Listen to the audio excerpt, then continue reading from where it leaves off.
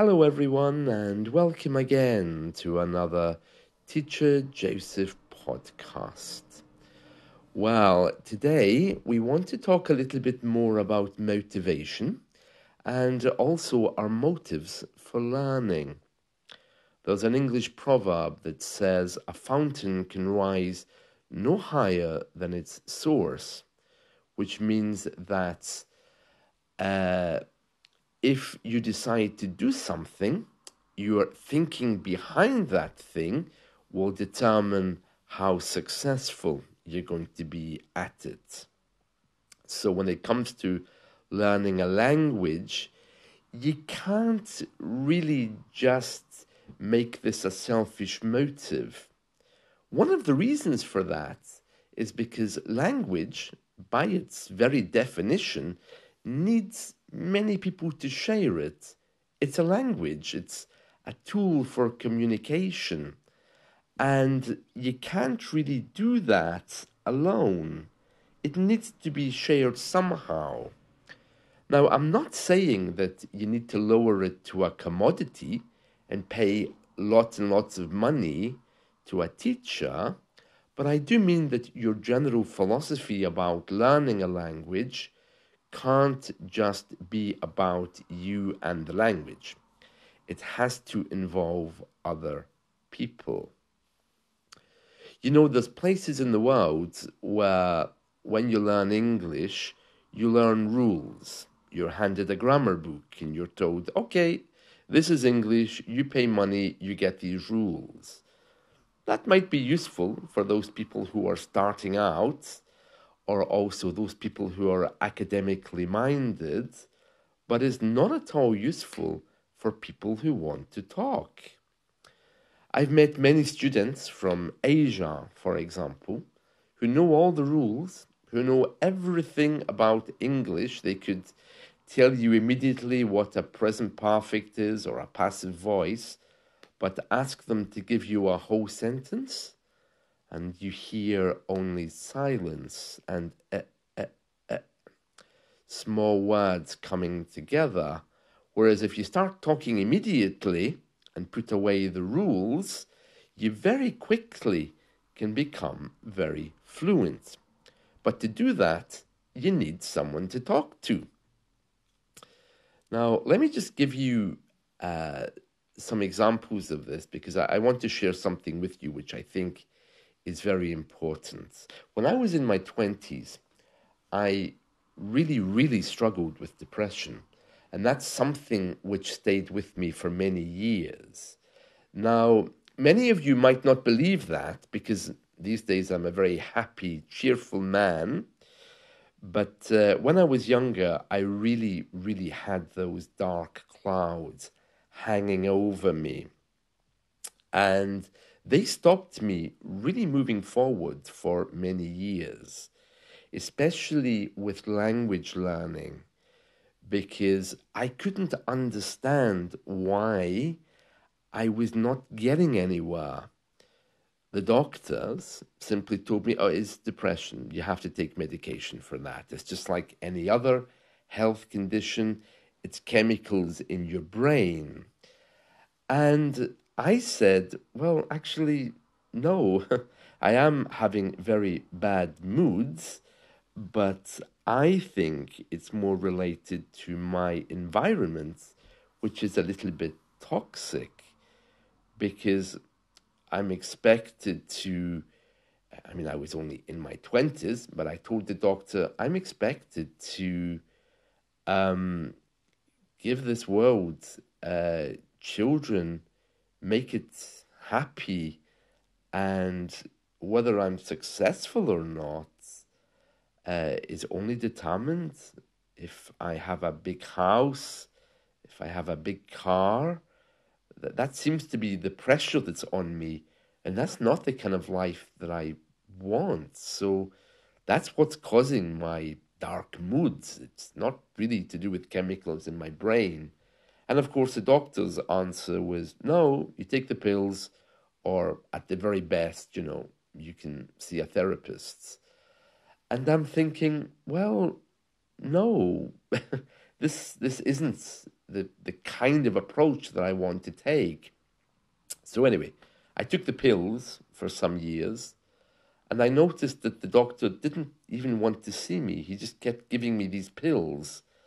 And I thought, you know what? This isn't the kind of life that I want.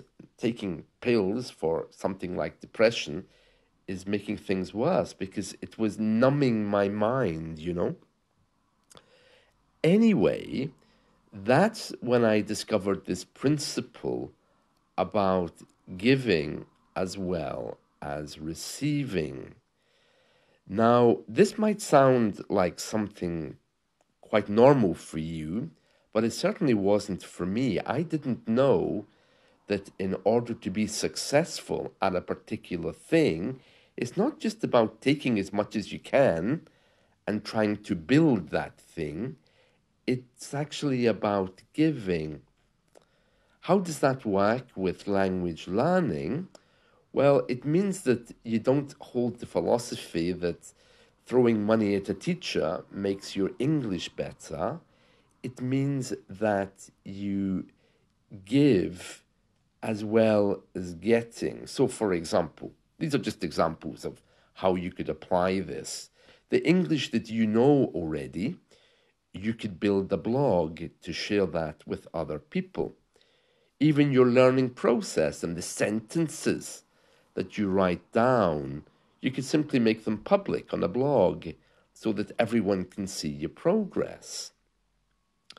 Other examples of giving when you're learning could be to surround yourself with friends from that particular culture, in your case, an English culture. English people are never far away from pubs, and I'm sure there's an English pub near you. Start going there. Start socializing there. If you can't find an English pub, choose an Irish one. You'll definitely get a good welcome if you go there. If you don't drink, join an English-speaking club.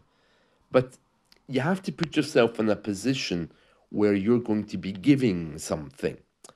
For example, if you live in Spain, I'm sure you'll be able to find a language exchange partner, someone who's trying to learn Spanish, you're trying to learn English, and you can help each other. That's a very different thing from paying £20 or €20 to talk to a teacher. But the idea of giving and receiving is much bigger than language is. And once I had discovered this principle and applied it in other areas of my life, language learning actually became much easier. Let me give you an example. So, if I'm walking on the street and I see a bag of rubbish that's fallen out of the bin or a bin that's fallen over, I could walk past it and say, well, that's not my problem. The government can pick that up, or whoever's bin that belongs to in the middle of the street. It's not my problem.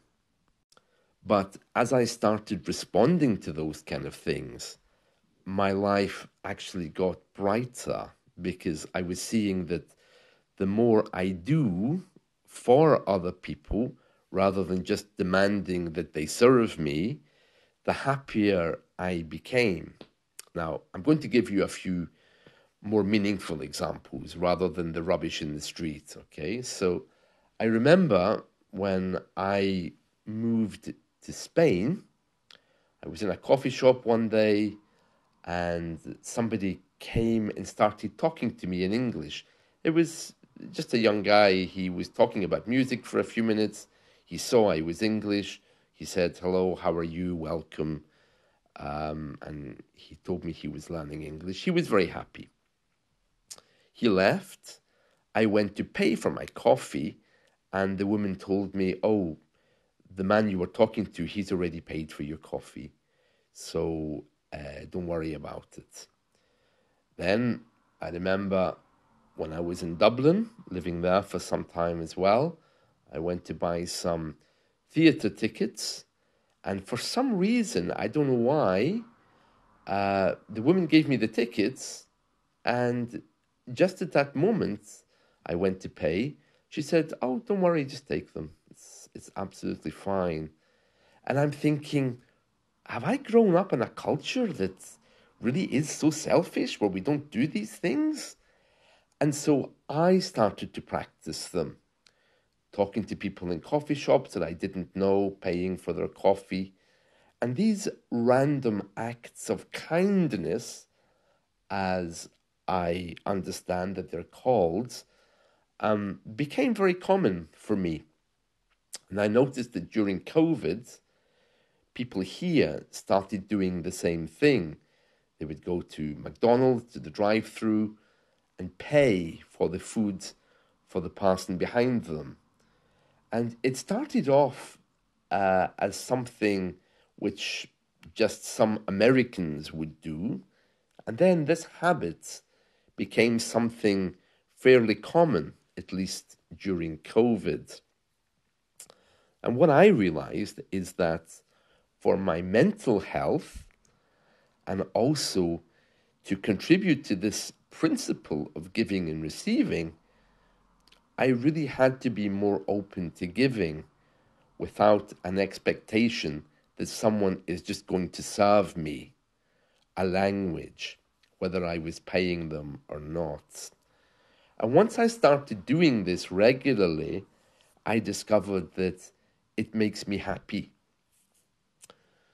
That's one of the reasons why doing podcasts every day isn't a problem for me, because not only do I enjoy doing them, but I understand that it's absolutely necessary for me to find ways to contribute to other people, which doesn't cost me anything, but makes people happy and helps them.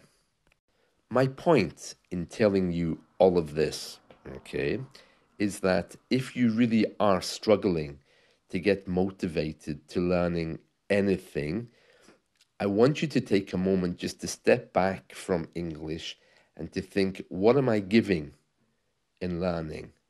Am I helping a language exchange partner with my native language?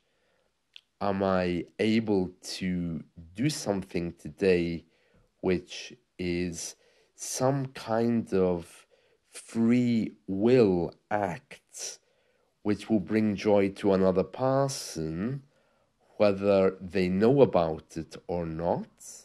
It could even be something simple and personal, like deciding to give 10 euros to a charity that you like. But when you do those things, you'll get a buzz inside. And the more you do these random acts of kindness, you'll soon find that your mood changes. And when it comes to learning, you'll happily be welcoming people in to learn with.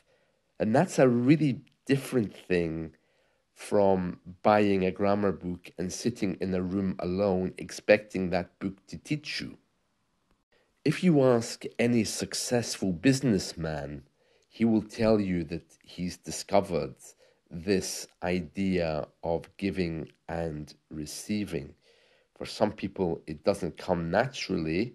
It takes a lot of effort, but when you do it, you're essentially inviting the good in, and you begin to see the world from a little bit of a different perspective.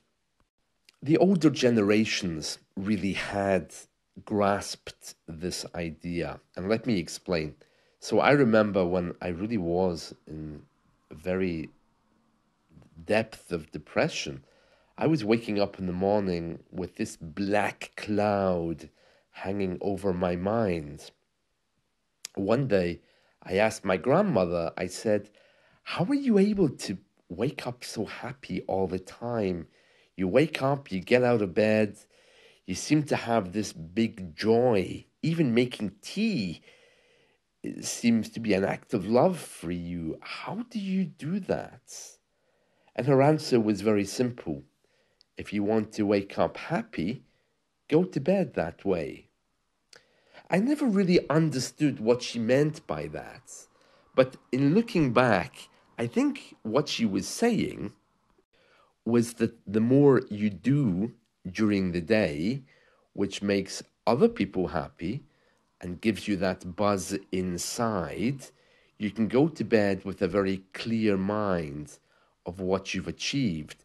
Not achieved by putting your nose inside a book, but achieved by feeling that you've done something nice for society or for people around you. A few days ago, I was in a clothes shop and I noticed that the trousers that I wanted to buy, all of them were lying on the floor. They'd fallen off the rails. And so I started to lift all of them up and put them back to where they should be. I noticed two women standing behind me, and they started to laugh. And one of them said, "Why would you do that? There's people who work here who get paid to do these things." And I had to explain, I'm not doing this for the store, I'm doing it for me, because it makes me happy. And besides, if I do it, then someone else doesn't have to do it. They looked kind of sheepish, and they walked away. I don't really think they got what I was trying to say. But my point is, the more good you do, the more good you're going to see. And it does come back to you. I don't mean in some monetary or selfish way, but when you do pay for someone's coffee, or you do pick up that thing that's lying in the store, it motivates you to do other things. And when it comes to learning, maybe something that you're not in the mood for, it becomes quite joyful, especially if you involve other people. You might be surprised just how much random acts of kindness can affect other areas of your life, including learning. So I recommend you try it. I don't mean that you have to rush out and tidy up the garden or tidy up rubbish. Perhaps that's an extreme example, but just to remain open that as much as you give, that's as much as you're going to get, especially with language learning. Language can't exist alone. It needs the whole world to share it. And so the quicker you can get talking, expressing yourself with somebody else, the easier it's going to be.